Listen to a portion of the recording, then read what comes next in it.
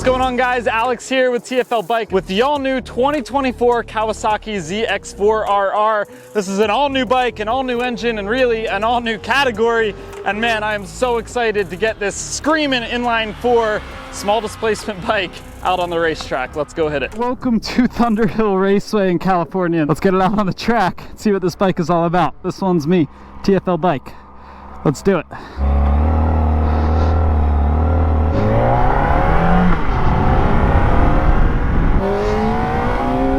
Alright, inline 4, 400cc Super Sport, revs to 16,000. Let's see what the top speed is on the straightaway.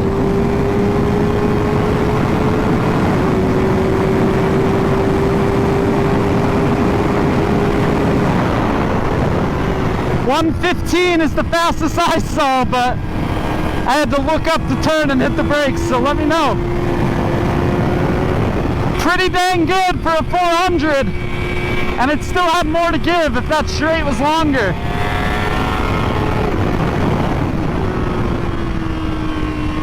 First thing I noticed right when I got on this bike is, one, it's quick. Obviously it's got a pretty high revving, very sporty engine.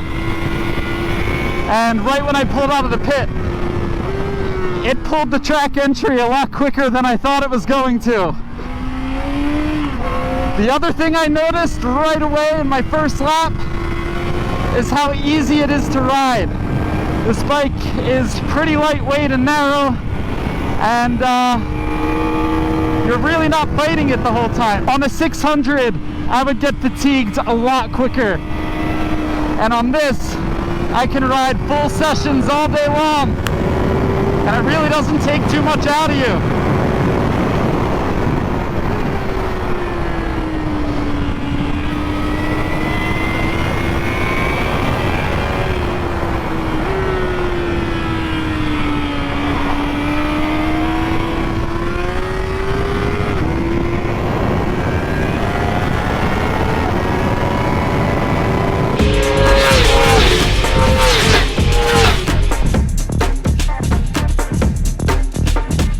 This ZX4RR, it's kind of in a class of its own right now. It really doesn't compete with anything else, and I think that's going to change as other manufacturers start to realize how popular this model might be. But for now, this is the only inline 4 powered super sport you can get in the 400 class. This engine is all new, so it's an all new bike and an all new engine. They didn't steal this engine from any other model. They developed it specifically for this ZX4RR, and Kawasaki doesn't put out a horsepower figure, but published reports say it's somewhere between 77 and 80 horsepower, which is pretty epic for a small displacement 400. They do officially put out a torque figure, and that is 26.5 foot-pounds of torque. And then if we look at the screen here, you can see the red line is right about 16,000 RPM. Small displacement, high revving 400 class bikes like this were super popular back in the day, well before I was riding a motorcycle. And yeah, it's coming back, and I hope this starts a trend for other manufacturers to make similar bikes like this, because it is so much fun. Style-wise, clearly a Ninja. This one is done in the KRT edition, Kawasaki Racing Team, so you've got the race-inspired graphics. And for the launch year, that's the only color scheme you can get this in. I would imagine down the line, Kawasaki is going to be offering more colors. From the front, you do get a lot of Ninja 400 cues, but you're quickly reminded that it is not a Ninja 400 when you look at the massive ram air intake in the front, and they even brand that over here on the side. You can see where the air kind of travels in. Even though it might look similar from some angles to a Ninja 400, the riding position is a lot more aggressive on this bike. And as far as your seat height goes, it's 31.5 inches. It's a very narrow bike, so no matter your height, you should be pretty comfortable on it. And then it weighs 414.5 pounds wet. That's fully fueled, ready to go out on the track or out on the road. And yeah, that might not be the lightest bike in the world. It's still pretty lightweight compared to, you know, like a 600, but definitely a lot more weight than something like a Ninja 400, and that makes sense because you have 2 extra cylinders and a lot more motor. Also, this tank holds 4 gallons of fuel.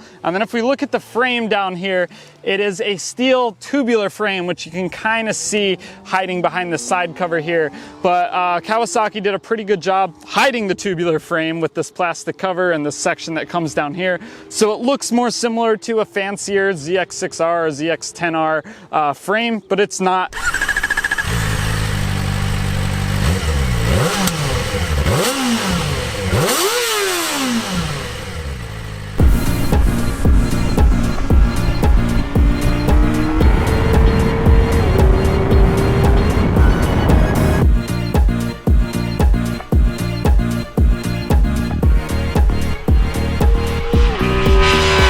Never ridden anything quite like this, a small displacement bike that revs up so fast and so high, and I totally get the appeal. A lot of people are giving this bike grief for being pretty close in price to a ZX6R, and I don't think that's fair at all.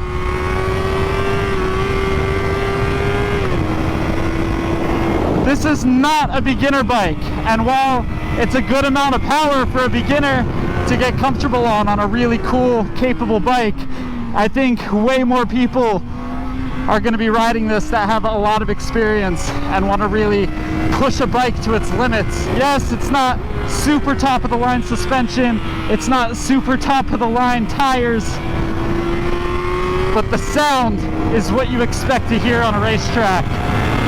And this quick shifter is awesome too. Not a lot of 400s that have a quick shifter up and down.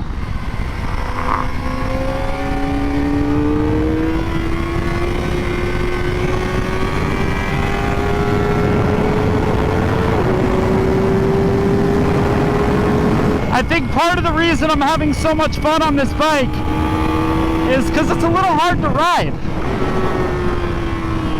You really have to be pretty spot on with what gear you're in to make this bike go quick. You let it die down to like 8,000 RPM, you don't have much power to get you going. So you really got to keep it above like 10, 11,000 RPM. This is one of the problem areas on the track for me, is this uphill. I did pretty well there, keeping it at about 12,000 coming uphill. But if you're at 10,000, the bike really starts to lug. It's also a decent amount lighter than a 600, which means not quite as stable. So, especially this next turn I'm about to come around is pretty bumpy. You got to be very smooth with your inputs. If you're not, the bike isn't super happy. This is almost like a little training tool. It can teach you how to ride a hell of a lot faster than you already do. Like that little corkscrew turn I just went through. It's a little terrifying. And if I were on a bigger bike, I don't think I'd push it as hard through there, but I've been getting progressively faster and faster all day through that section. And as of right now, there's no racing series for this bike. It doesn't really belong anywhere, and that'll definitely change in the future. But for now, this is kind of a track day toy. It's not really something you're gonna race yet. And as a track day toy and something you can commute on and race traffic around at high RPMs without massively breaking the law, this is pretty awesome. So far, my biggest takeaway is this is a little bike that rides like a big bike. The way you shift through the gears and rev it out super long in each gear really reminds me of my R6, my 600, or a leader bike, versus something like a Ninja 400 or the KTM RC390 I used to have.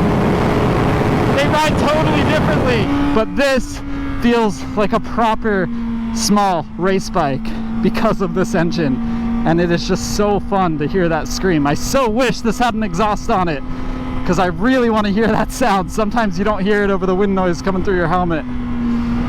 But man, first couple sessions, this is an awesome bike. Yes, would be great for your first or second motorcycle to ride on the street. It's got great power for passing cars, keeping up with traffic, and it's fun to do so ringing out the bike, you know, while you're not going crazy fast. But at the same time, I do a ton of track days every summer, and I'm not an expert, but this is a lot slower than the track bike I normally ride, and I'm having just as much fun.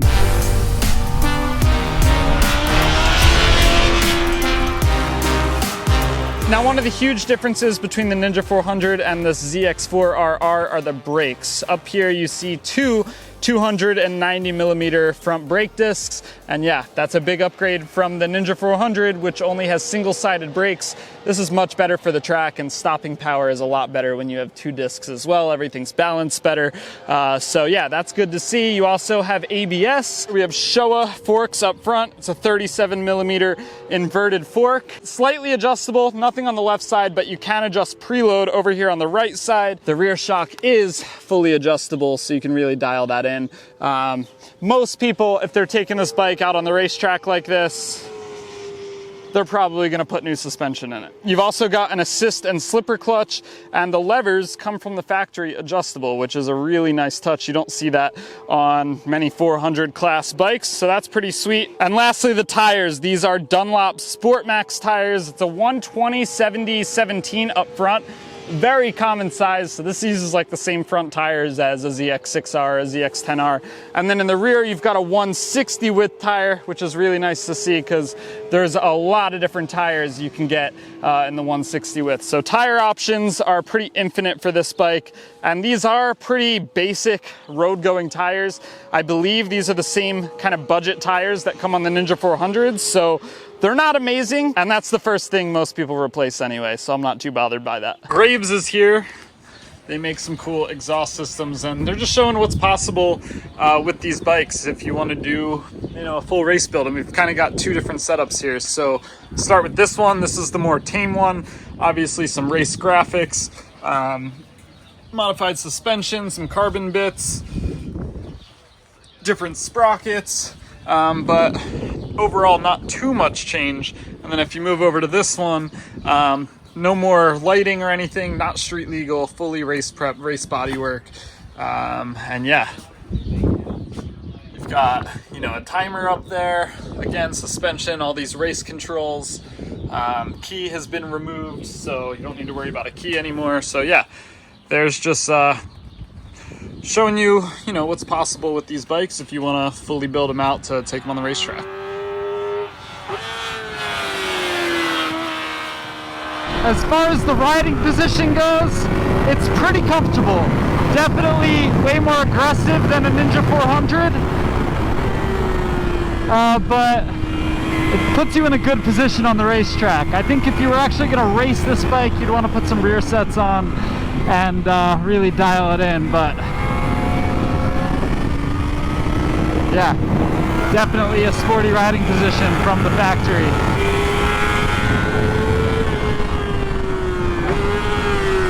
You do have to be careful in some parts, especially this part of the track that I am not super quick through, but it's a little bumpy and the bike does get a little bit upset, so you just got to be really smooth with your inputs. So it's not super easy to ride. It's easy to ride, but it's not as easy as you might think, being a 400, which is good. That'll push you to get a lot quicker and a lot better, a lot faster. The brakes are really good, which kind of expected. You've got two big brake discs up front with 4 piston calipers.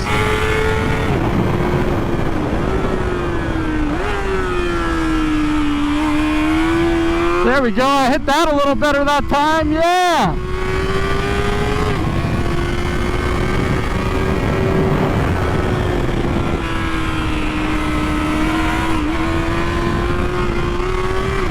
Lost the tire a little in the rear there.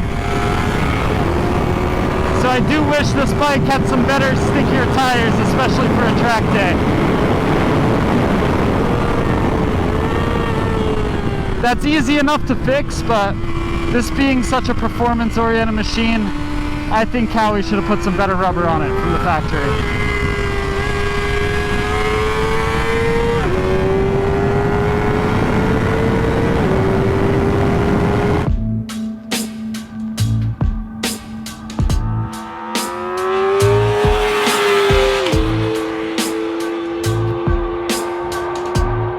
All right, let's flip the key on and take a look at the tech package here. This does have some tech. It's not super advanced. There's no IMU or anything, but it does have a decent amount of stuff for a 400. So first off, this is a 4.3-inch color TFT screen. It's got some dummy lights on the outside, and it's very similar to what Kawasaki does on a lot of their other models, and it's really good. It's really bright out today. That's why I'm under the shade right now, and yeah, I have no problem taking a look at this. Quick glances down while I'm on the track.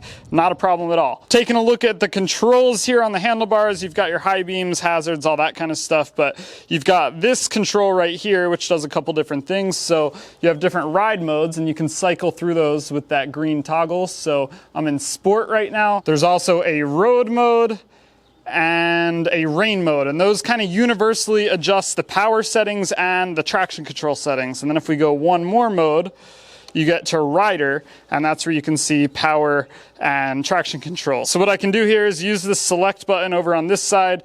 Power will start flashing, then I can change that between low power and full power. Those are the only two power modes. If I hit select again, traction control will start flashing. You can go between off and then intervention level 1, 2, or 3. It does take a while. There's a bit of a delay, and that's one thing I'm not a huge fan of with Kawasaki's, is you really have to hold that button.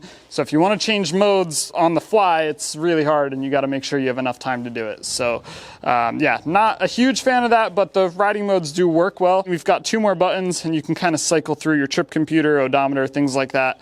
But if we hold both buttons down at the same time, it will pop us into our menu, and there's some things to play around with in here. So first off, in vehicle settings, we've got a shift light with an adjustable engine speed. It's set to 16,000 RPM right now. You've also got some basic things like your date and clock, service, change between miles per hour and kilometers.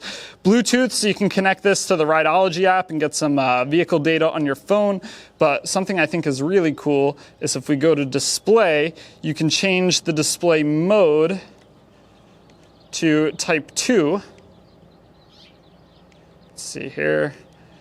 There we go, type 2. Back out of here again. And now we have a reconfigured dashboard with a lap timer. So you'll just use the lap button here to start, and then hit the lap button every time you cross, and it will start counting for you. It gives you a best lap time down here, which is really cool. You still get your gear position indicator and the tach changes, so it really prioritizes over 10,000 RPM, which is where you want to be on this bike anyway on a racetrack. So yeah, I like this dash mode a lot. And also you can see this KQS symbol down here. This has a up and down quick shifter from the factory, which again, for a 400 class bike is pretty epic to see.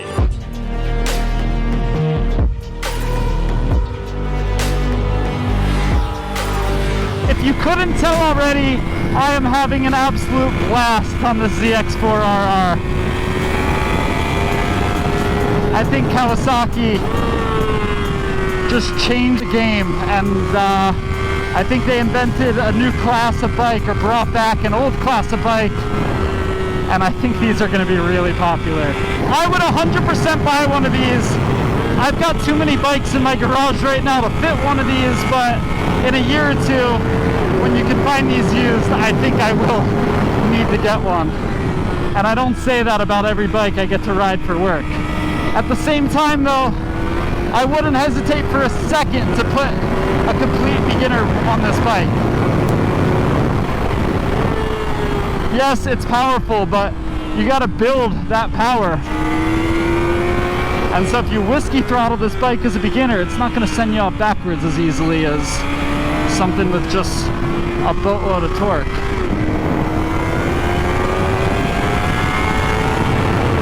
And maybe Kawasaki doesn't think a lot of beginners are gonna buy this bike. Maybe that's because of the price. It is expensive, but me personally, I see a ton of beginners gravitating to this. If you can afford it, I think this is a really great first bike, actually, and one that you're not going to grow out of that quickly.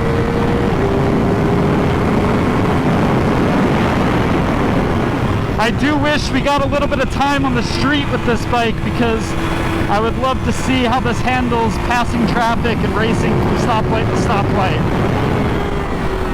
But but I can only imagine it's pretty damn good, judging by the way this handles on the track. And yes, it's a little picky with what gear you're in and where you are in the rev range. Yes, I wish the tires were a little better and a little sportier. And yes, it can get a little unsettled sometimes on the bumpier parts of the track. But overall, this thing is killer.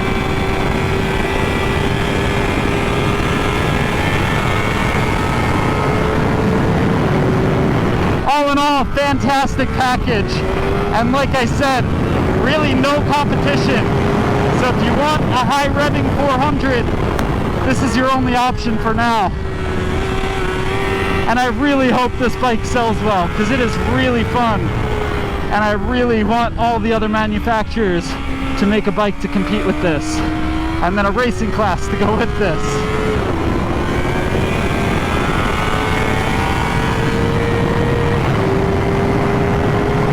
I think as soon as the MRA in Colorado launches a class for this bike, I'll be a customer.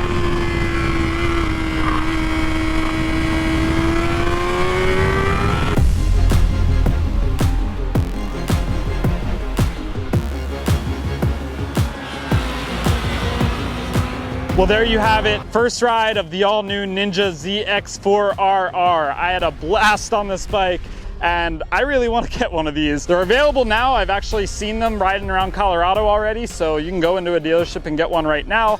MSRP is $96.99, so getting close to 10 grand, which for a 400 is a lot of money. But let me explain something real quick.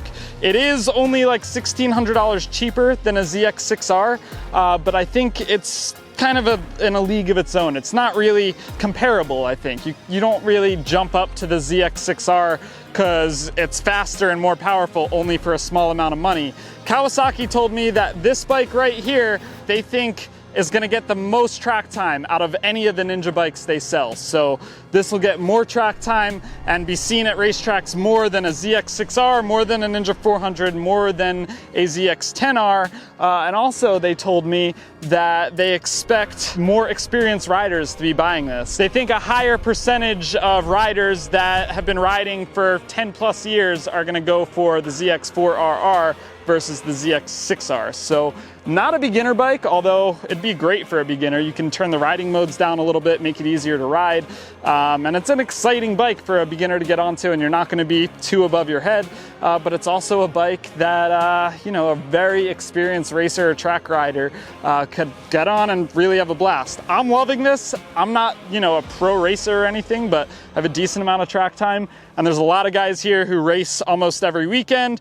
And there's a lot of guys here who are retired racers and say that this might bring them out of retirement. So this bike's for a lot of different people. Really, it's just a great package. And yes, it is expensive, but I think it's for a different kind of shopper. So if you want a super affordable Ninja, they're still making the Ninja 400. That's not going away anytime soon. Go pick up one of those. If you really want to push your bike and you want a small displacement bike that screams to the moon and yeah, you can just really ride the hell out of, this is one worth checking out, and I think it's gonna explode. And I think Yamaha, Honda, Suzuki, maybe, I think they're all gonna have to make a small displacement bike like this. So there you have it. Thanks for watching. Check out alltfl.com. See you in the next video.